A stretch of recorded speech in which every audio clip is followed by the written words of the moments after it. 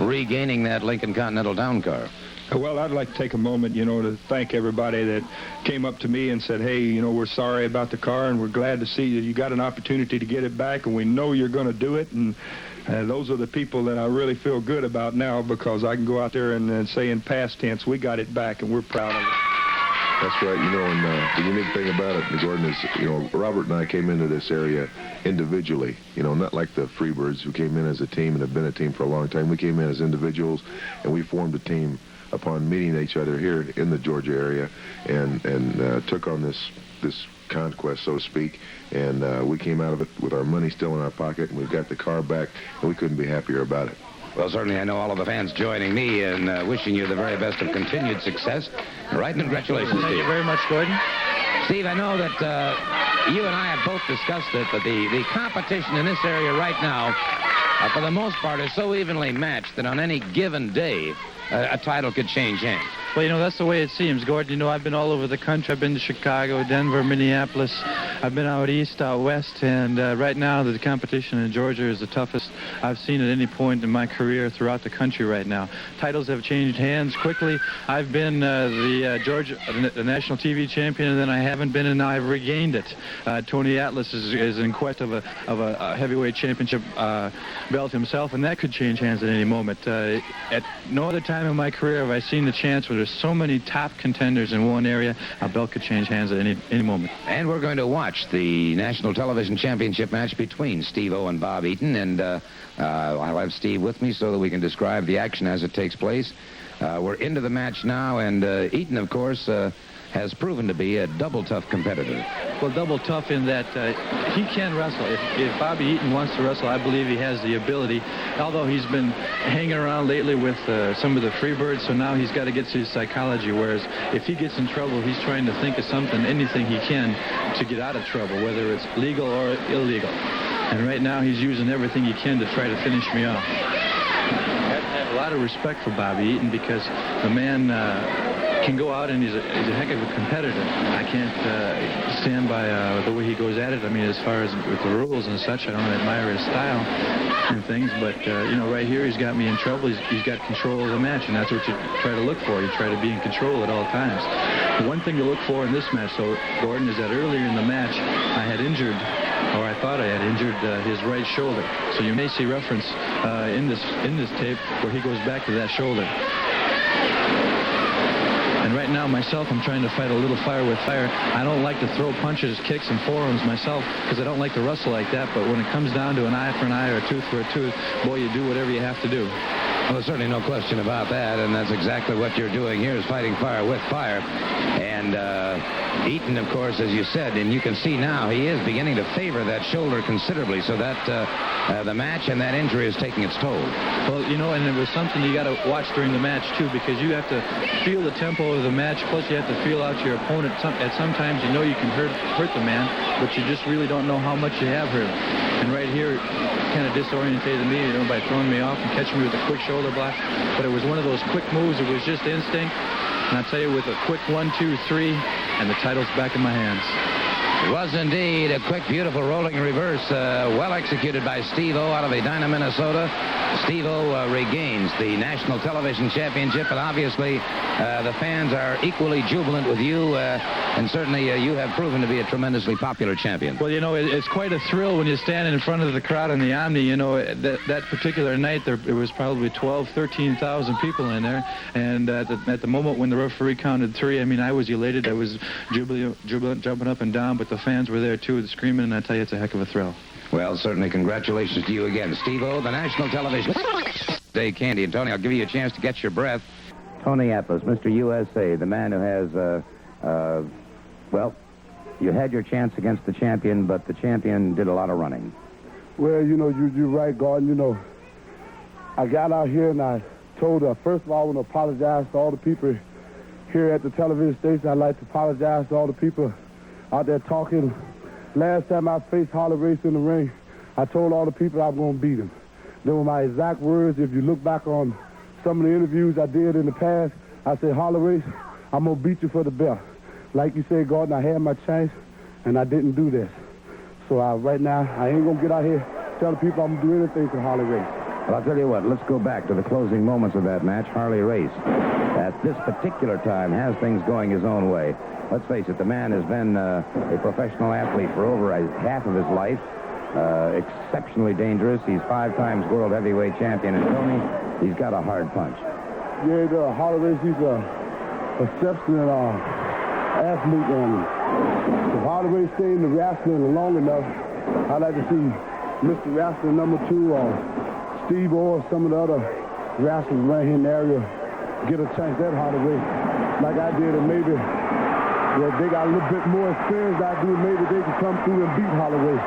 I'm going to go back to the gym, I'm going to train, and maybe about a year or so I'm going to try to defeat Harley Race. Well, here, of course, you've got him in the sleeper hold.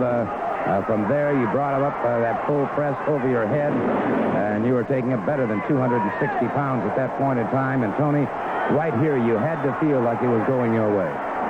Not really, because I appreciate that confidence, Mr. Sullivan, but I've wrestled Harley Race many times in the past, and I know from wrestling Harley Race, when you got him in that ring, you can't feel things in your way until that referee says 1, 2, 3 with you on top of Harley Race. But he's a man you don't really know when that's why I got mad at the referee right there, because I know what kind of man Harley Race is.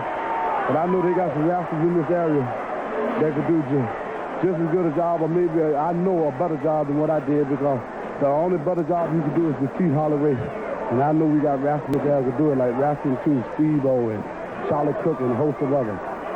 Here you had to take the battle to the champion. The champion leaving the ring, going on the outside, leaving the confines of the squared circle. It takes on the atmosphere here of the street fight. You were able to reverse things there and get that full Nelson on them. And again, you've got the champion in a lot of trouble, but the problem is you're both outside the ring. That's right. See, now I tried to get back in the ring right there at that moment. Harley Race holds me to keep me from getting back in the ring, and I had to butt him in order to make back in the ring. But once I got in, the referee said that I was already counted out. So once again, Harley Race, you see here, you thought you had it, and then suddenly you realized that it was not yours to have. And again, Harley Race, the thing that he prides most in the world is that World Heavyweight Championship belt. He keeps it, but his stratagem in keeping it, his methodology. Special challenge match, one fall, a 10-minute time limit. Introducing first from Boston, Massachusetts, weighing in at 220 pounds, the Boston battler, Kevin Sullivan. His opponent from Medina, Minnesota, weighing in at 230 pounds, the national TV champion, Steve-O.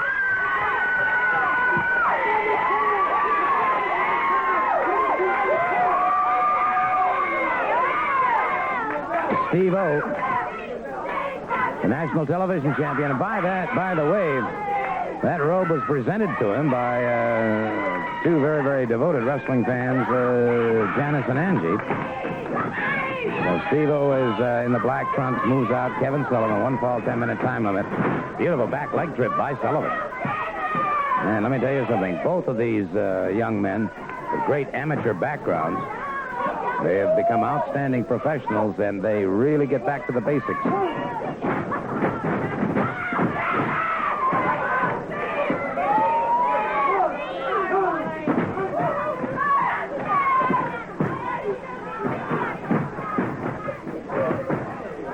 Sullivan at the introduction doing some posing out there, and I certainly want to take a chance to congratulate young Tim Peterson, who won the Mr. North Tampa bodybuilding contest recently. Sullivan's been spending a lot of time working out in the gym and has some good, sharp definition of those muscles. And then that back leg trip and through the legs into a lateral press. But look at the way Steve-O moves. Good float over by Sullivan.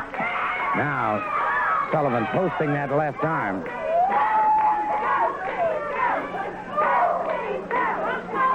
Steve-O wide out with the leg, and it is quarter Nelson now by Sullivan. Has Steve-O in a predicament here. Has the shoulders almost down, and no, sir. Steve-O able to roll away from it.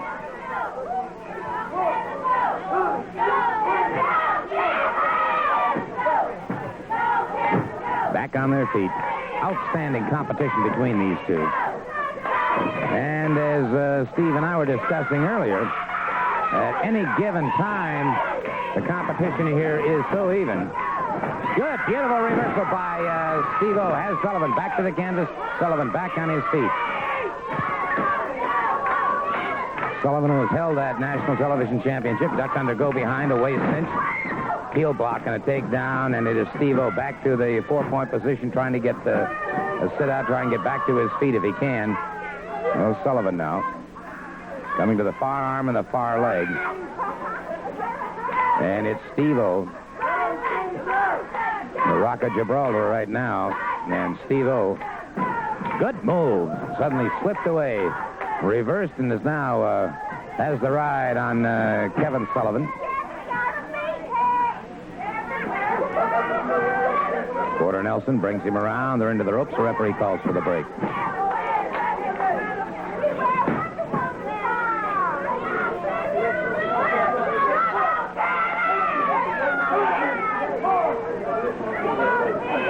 And that time Steve-O gets a side headlock as they came off the ropes.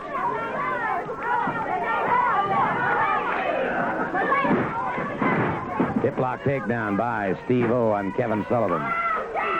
Very even match thus far. Neither man has been able to gain any sort of runaway advantage. To the ropes. And again, the referee calling for the break. And the referee trying to force that break. There's still collar and elbow. Back to the turnbuckle. Good block by Sullivan. Blocks again, but Steve-O caught the brunt of that one. Steve-O back to his feet. Sullivan into a flying head scissors takes Steve-O to the canvas. And so Sullivan now unleashing a more high-powered attack. Steve-O to the canvas. Sullivan started to charge him that time.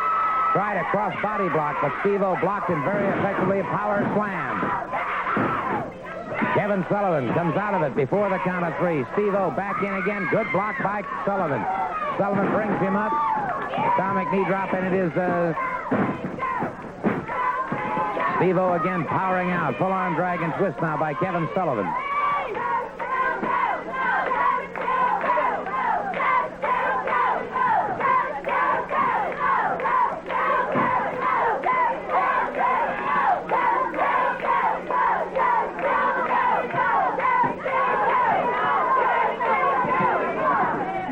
Sullivan has the one arm barred across the back, the other one overhooked, and Steve-O trying to keep those shoulders off.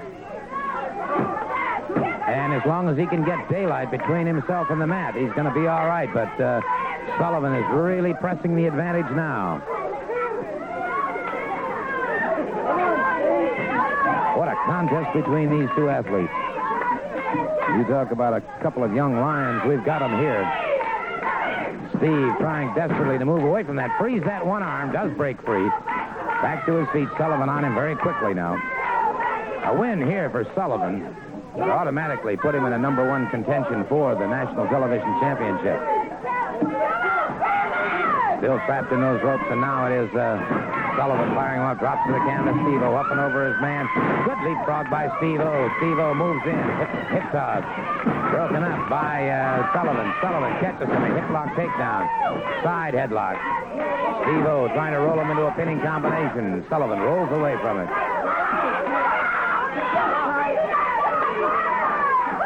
And it is Sullivan keeping that side headlock. And time is running down on these two. Time is running down in this match between. They're a little over halfway into this match, and neither man thus far has been able to gain that pinfall or submission. Both men trying very, very hard to get that pinfall if they can. For Steve-O, his reputation at stake. For Kevin Sullivan, an opportunity to make him the #1 contender for the National Television Championship. He keeps that side headlock. Steve-O hooks the wrist and is trying to break free from it. Trying to turn him into a top wrist lock, which he has done. And so now Sullivan has his problems. Good escape by Steve-O. He drives Sullivan back. They're into the ring ropes. Again, the referee calling for the break. There's that Sunday punch by Sullivan. Another one that staggers Steve-O, and this may be the beginning of the end for Steve-O. Caught him. A ripping right hand to the side of the head, a lateral press. Steve-O again powers out before the count of 3. And Steve-O's got his problems now as Kevin Sullivan mounts an even heavier attack. An elbow into the chest that drives O back to the canvas. Kevin Sullivan into the pit of the stomach, now drives the knee into the small of the back. And again, Steve-O fights back. He's out of a pinning combination. Beautiful try for a rolling reverse. He's got him down. 1, 2. Came out of it before the count of 3, and it is Sullivan now using the foot very effectively. Sullivan in behind his man, brings him up. Belly to back souffle. But they collided, their heads collided coming down, and it is Sullivan now the lateral press. But again, Steve-O powers out before the count of 3.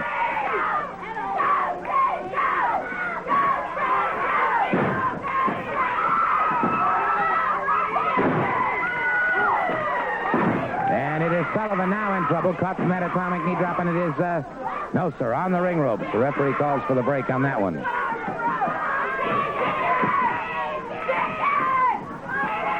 Single leg pickup and a block by Steve-O. And now Steve-O turns that to his own advantage, has him down. No, sir, the bell is rung. The bell has rung. Neither man able to gain a pinfall. A time limit draw. Neither man able to gain a pinfall. And so Steve-O and Kevin Sullivan in a draw match, but an outstanding wrestling match. And you talk about two young men going back to the basics. That's exactly what they did. We saw some fine takedowns, some beautiful rides, some good posts, and they're still ready and willing to continue battling. But referee now, the time limit has expired. The match is over. Certainly, other good news is the fact that Ted DiBiase and Robert Fuller were able to get back their 1979 Lincoln Continental Town Car from the fabulous Freebirds. Quite a match indeed, and I thought it might be interesting for all of you to get a chance to look at the closing moments of that match and to watch Robert Fuller and Ted DiBiase emerge victorious from the standpoint of at least regaining the car and keeping their money. And obviously, the Freebirds are, of course, still the... there you see the Junkyard Dog and Michael Hayes handcuffed together at ringside. And it is... Fuller and DiBiase against Roberts and Terry Gordy, and there you see him bringing him up. Beautiful belly-to-back souffle. Roberts in a lot of trouble now. And there's Fuller stepping into the ring, catching Roberts again after a tag was made. And, of course, we're seeing capsule highlights of this match. And good team effort here on the part of both Fuller and DiBiase. Outstanding tag team comedy. There you see the referee accidentally caught by one of the feet of the Freebirds. And it is Robert Fuller. His buddy Roberts has him staggered, catches him with a hard right hand. Ted DiBiase taking care of Terry Gordy in the far corner. There he goes into the famous Fuller leg lock. And Terry Gordy breaking that up.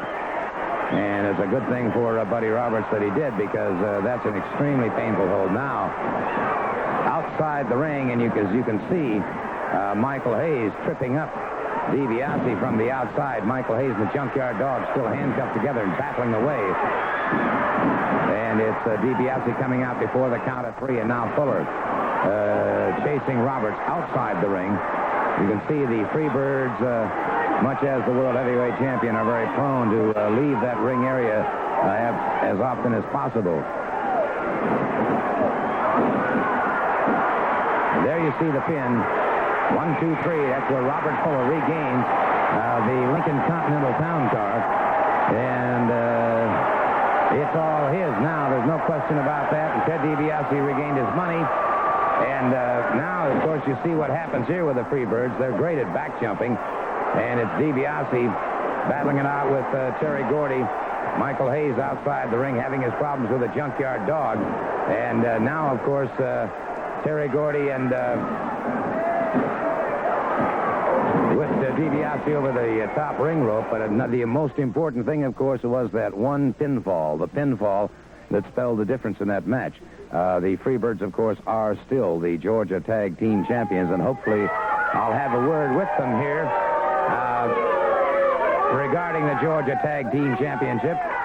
On March 1st at the Omni, the Fantasia Gamble. I've had Robert and Ted explain it to me. I wonder if you'd mind explaining it again. Gordon, just hush a minute. Let me tell you something. I've been up all night long. They've been up all night long. We've been flying all night long to get here to explain this match because for the first time in history, a Fantasia Gamble. Now, these nitwits that come out here are as stupid as the people that come to the arenas that proclaim these people and wish to see them try to beat us. They didn't even understand it. Now, they hit it right when they said that the loser of the first fall must swap out with his partner in the corner in the handcuffs. But what they neglected to say, which is the whole reason for the Fantasia Gamble, is the winner of the first fall gets to unloosen their man in the handcuffs, and then come the second fall, it will be 3-on-2. And I may remind you that when it comes to 3-on-2, you're looking at the greatest and the best, undoubtedly. Now, you mean to tell me if you're handcuffed in the first fall, and then if either one of your men win, you're released? That's right. It's just like this. Either way, we're going to get down and dog. The Freebirds have done it again, and it'll be March 1st. 15-minute time limit.